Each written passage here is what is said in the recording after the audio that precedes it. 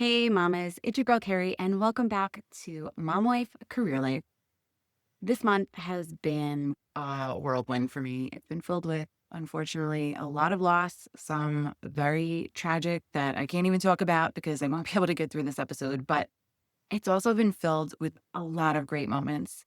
Ashley turned 17. She passed her driving test, and I'm now full throttle in that chapter of parenting, staring at Life 360 until I see that she got to her destination safely. My mom turned 80. We had a nice family day celebrating her. And it's just been a roller coaster of emotions from going from really happy to feeling guilty for being happy because so many people around me are grieving and just breaking down into fits of crying because I'm grieving too. And I'm not going to get into it in this episode because that's not what this episode is about. But I did do an episode a few weeks ago on the lessons loss has taught me.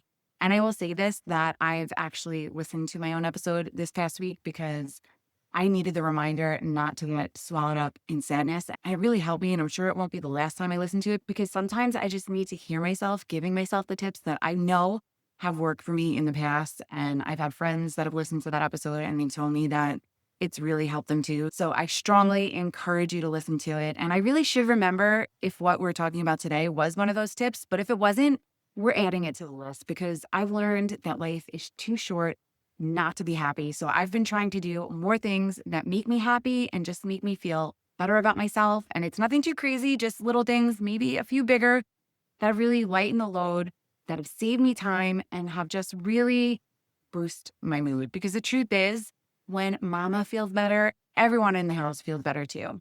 And one of the things that definitely makes me happy is, ready for it? The Christmas season. Yeah, I'm going there. The lights, the movies, the matching PJs, the hot cocoa. I'm here for all of it. And I'm one of those people who's already counting down the days till I can play that first Christmas carol. November 1st is right around the corner. But I know how stressful the holidays can get when you're juggling so many things, work, kids, that never ending to-do list. And that's why I created my Christmas planning guide. It's a freebie packed with templates, trackers, planning pages that are going to help save you time, help you stick to your budget, and actually enjoy the season. And it's got everything from a gift tracker and a budget sheet to a fun Christmas activity bucket list to help you make those Hallmark level memories without the meltdowns. And I'm telling you now, the earlier you start planning, the less stressed the season will be. And honestly, you're going to save yourself so much money while you're at it because when you have an idea of what you want to buy, you can really start looking out for those sales that are starting to pop up. You can grab it for free on my website, momwifecareerlife.com, or you can check it out and the link is in the show notes. Now, let's jump in and let's get happy. Are you feeling overwhelmed trying to juggle all the many hats you wear as a working mom? Do you want more quality time with your family without distraction of work and time alone to take care of yourself and your needs? Welcome to Mom Wife Career Life. I'm Carrie, a wife, mom of 3, and a recovering perfectionist.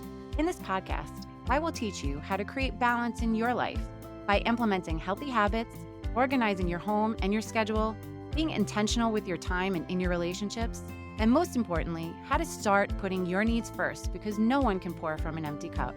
Grab that second cup of coffee, or if you're anything like me, your third. It's time to dive into today's episode of Mom Wife Career Life. Sometimes it takes something really sad to wake us up to what truly makes us happy.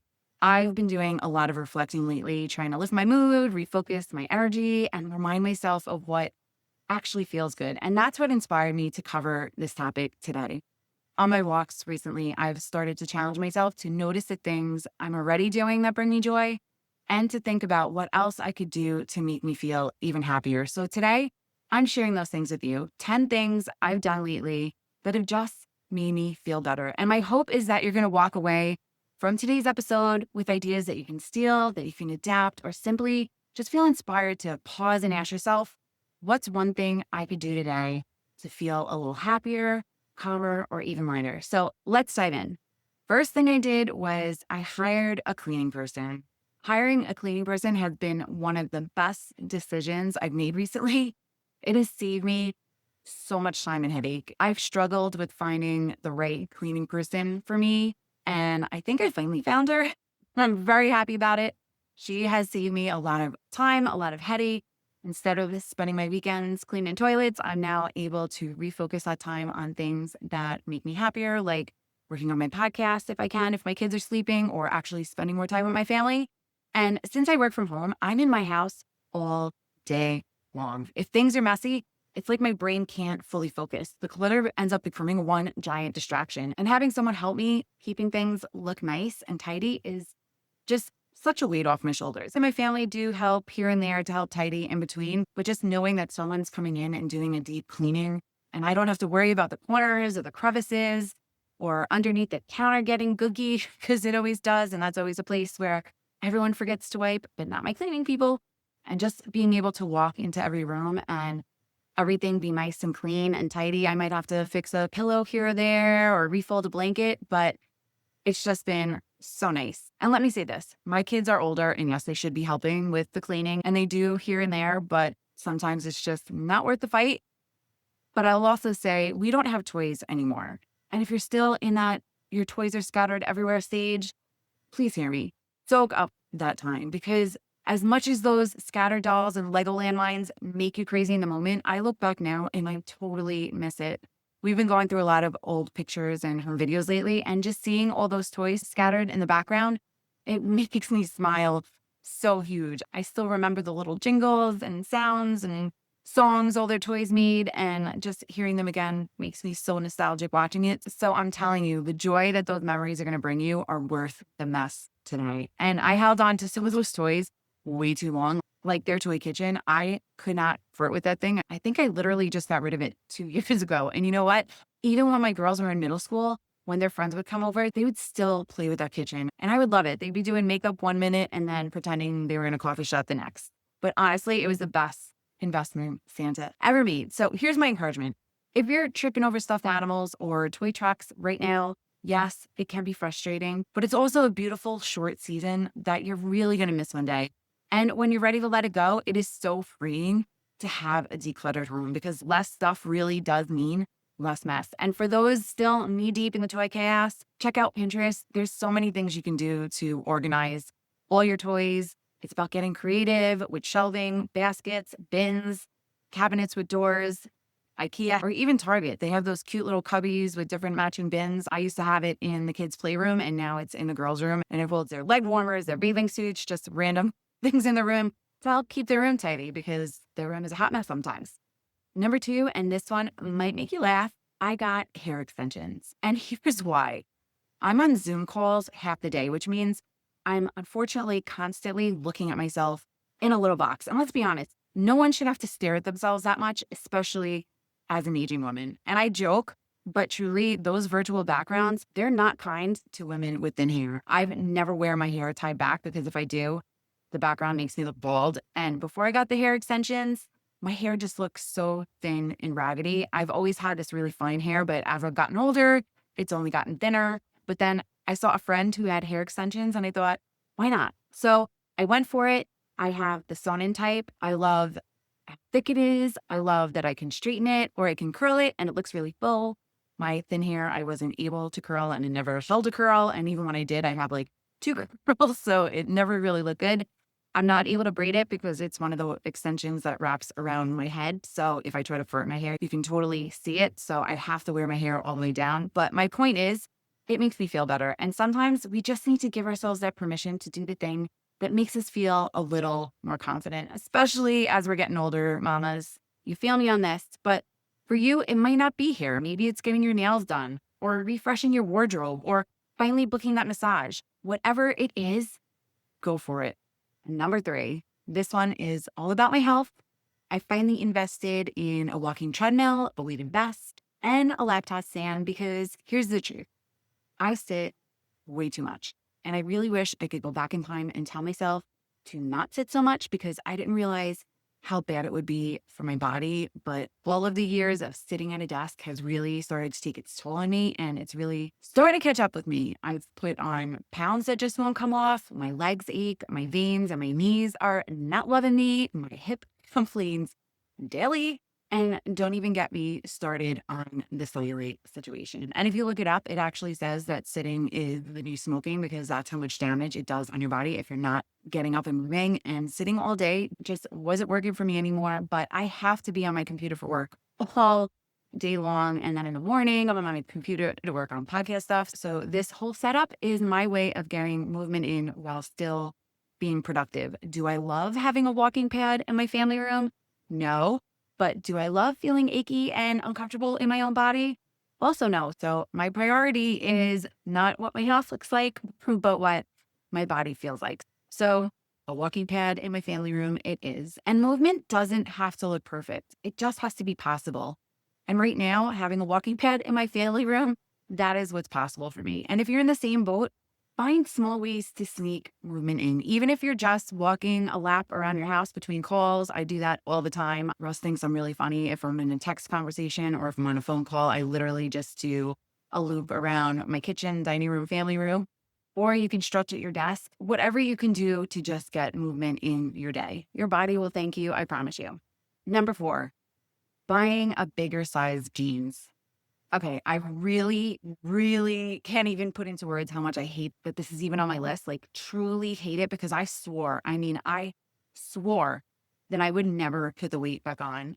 And I know I'll get it off in time. I'm putting all those healthy habits back in place. But in the meantime, I was literally living in leggings and dresses for months. And listen, I do love my leggings, but there comes a point where you just want to feel like you again and actually get dressed. And my favorite jeans, they're just not happening at the moment. And shorts aren't an option for me. I had major inner thigh issues.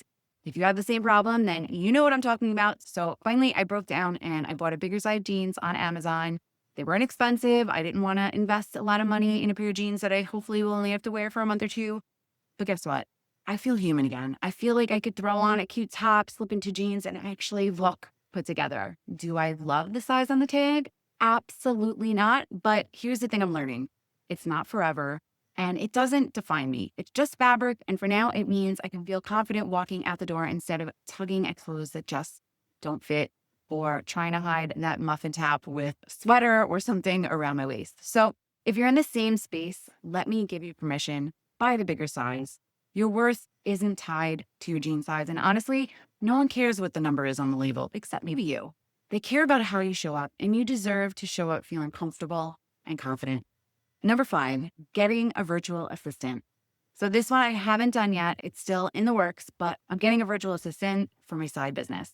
My word for this year is elevate. And part of it means doing things differently if I really want to grow. And this year threw me a few curveballs, but I also hit some huge milestones. I created not one, but 2 virtual workshops, my morning made simple and my meal planning made simple.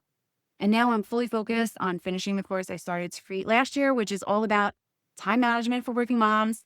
But here's the realization I came to.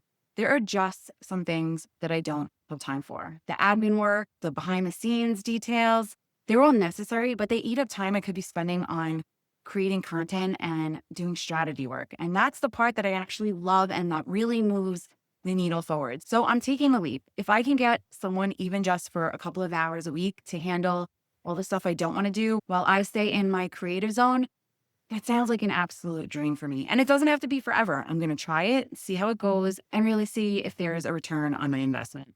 But for me, this is a huge step. It's me saying that I believe in myself and my business enough to get help. And honestly, I'm so excited about it. And if you're working on a side hustle or a passion project, you don't have to do it alone either. Sometimes the best way to grow is to admit that you can't wear all the hats and let someone else hold a few for you. And I know money holds you back, but when you actually think about your time as your currency, it makes it a lot easier to spend a little money for the help because you could be doing a lot more to move the needle with your creative jeans than your admin jeans. Number 6, the done is better than perfect mindset. And this is a huge one for me. My perfectionism has almost fully gone out the window. Do I still get a little twinge here and there? Of course. But I realize that perfectionism only slows me down. And if I really want to grow while not giving up on my non-negotiables, I need to just get it done and move on. Like the podcast, for example. Lately, something's been going on with my sound quality. I don't know if it's the software. but something is a little off. I'm slowly playing around with the settings to try to make it better. But the truth is, I just don't have the time to commit to fixing it perfectly right now. But what I do have time for is showing up, recording, and releasing an episode. And honestly, I hope you feel the same way. That's what really matters, getting it out there. Because you know what? Hopefully, most of you didn't notice the imperfections that have been happening that I obsess over. Hopefully, you're just happy to hear from me and people will have the same mindset with you. So here's the encouragement for you. Stop letting perfect be the enemy of progress. Done will always move you forward. Perfect will always keep you stuck. Number 7, and this is one of my absolute favorite on the list. If you could see me right now, I have a grin from ear to ear, decorating for the holidays early. I know some people roll their eyes when they see those Christmas lights before Thanksgiving, but for me, putting up decorations early instantly makes me happy. I used to hold off, worried was it way too soon or that people may judge me, but then I realized, why wait to do something that makes me happy? When the twinkling lights are on, the house just feels cozier, warmer, and honestly, a lot less stressful for me. The kids get excited, and I feel that little spark of joy every time I walk into the living room. And it really just sets the tone for the season. So now I decorate when I want. My Halloween decorations were up mid-September and they'll be coming down on November 1st and Christmas will go up on November 2nd.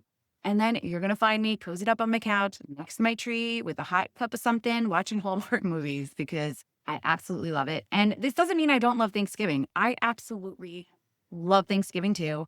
I just celebrate it with a Christmas tree in the background. So something small like putting out the stockings early, lighting a holiday candle, or even just one string of lights makes you feel happier, do it. No permission slip is needed. And for those that are adamant about not putting up Christmas until after Thanksgiving, that's absolutely fine too. Just don't hate on your Christmas loving friends, especially if it makes them happy.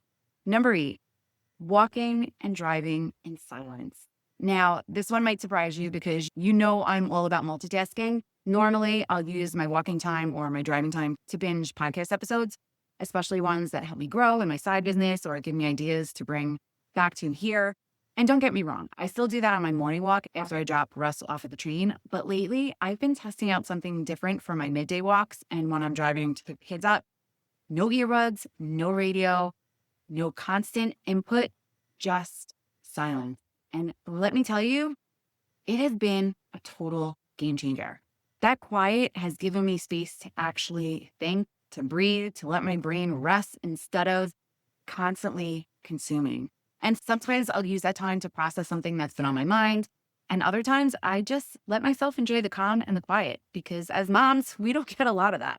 Now, don't get me wrong. There are definitely days when I crank up the radio and I jam out because dancing in the car to a good throwback song is one of the best stress relievers out there. But I'm also finding a lot of unexpected peace in that silence. And it's a reminder that not every moment needs to be filled. Sometimes the best way to recharge is to just let the quiet in. So I strongly encourage you to try it, even just once. Number 9, I stopped worrying so much about what other people think. And this one is for all my people-pleasing perfectionist mamas out there. I can't even begin to count the number of decisions I've made over the years based on worrying about what other people might think or how they might feel. And let me get this clear. This doesn't mean I've stopped caring about people. I'm still deeply aware of how my actions affect others, but there's a big difference between being considerate and being controlled. This doesn't mean that other people were controlling me. It was what I thought that they were thinking that I allowed control me. So for too long, I let that guilt and overthinking drive my decisions. I'd say yes when I wanted to say no. I didn't do something I wanted to do because I thought someone else might get sad. I'd take on extra work, volunteer for one more thing, or rearrange my schedule because I didn't want anyone to be disappointed. And you know who ended up being disappointed every single time? It was me. So lately, I've been learning to pause before I automatically say yes, to check in with myself and ask, is this decision honoring my happiness or just avoiding someone else's discomfort? So try that one out. And speaking of comfort, it's a perfect segue into number 10. Number 10, I broke out my Uggs early and I ditched painful shoes. Confession time, I used to hate Uggs. When I tell you I hated them, I hated them. They're big, they're clunky, and honestly, I really thought that they looked like astronaut boots. But then I actually tried them on, and let me tell you, it is like wrapping my feet in a soft, fluffy cloud. Total game changer. And normally I hold off a little longer before I do the whole fall shoe switch. But this year I pulled out my Uggs early. And here's why. This wasn't just about cozy shoes. It was about me finally deciding that I'm done wearing shoes that hurt my feet. There are so many cute shoes out there, but the truth is, they wreck my feet. And I really think I do need to get my feet checked. I have plantar fasciitis creeping in that I totally self-diagnosed, and my feet are just super sensitive all around. I just can't push through the pain anymore. Maybe in my 20s and my 30s, I'd grin and bear it to look cute, but now in my 40s, I'm just so over it. Comfort wins. And it made me laugh because it reminded me of those We Do Not Care Club reels. If you haven't seen them, go watch. It's a virtual club for women in perimenopause and menopause, and the lists are just hilarious. All the things we just stop caring about when we get older. Absolutely. A not so fun fact, perimenopause actually starts when you're in your 30s. The joys of being a woman. So here's me adding to that list. I do not care about squeezing into uncomfortable shoes anymore. It's just not worth it. Life is too short to limp around with blisters when you could be walking on clouds. Well, that's my list, mamas. 10 things I'm doing that bring more peace to my days, more joy to my life, and are just making me feel. Maybe some of these resonated with you, but I wanted to share to help get you thinking about what you can start doing today to make you feel a little lighter, make you feel a little happier, more confident, and to give yourself permission to just do it. Big or small, doesn't matter. You deserve to be happy. And I'd love to hear what you're going to start doing to make your days a little happier. Head on over to our Facebook community, Work-Life Balance for Working Moms, and tell us all about it. And if you don't already follow the show, take a second and hit that follow button so you never miss another episode. Sending you so much love and light until next time on Mom Wife Career Life with Carrie Pat. Before you go, if you found this podcast helpful, I would be so grateful if you would take a minute, go on over to iTunes and leave me a review. If you have other stressed out mamas in your life that you feel this podcast could help, take a screenshot of this episode, post it on your Instagram stories and tag me, and let them know that they are not alone and they can create balance in their life too. If there's a topic you'd like me to cover or you just want to connect, DM me on Instagram at mom.wife.career.life or come on over and hang out in our free Facebook community, Work-Life Balance for Working Moms. Sending you so much love and light until next time on Mom Wife Career Life with Carrie Pat.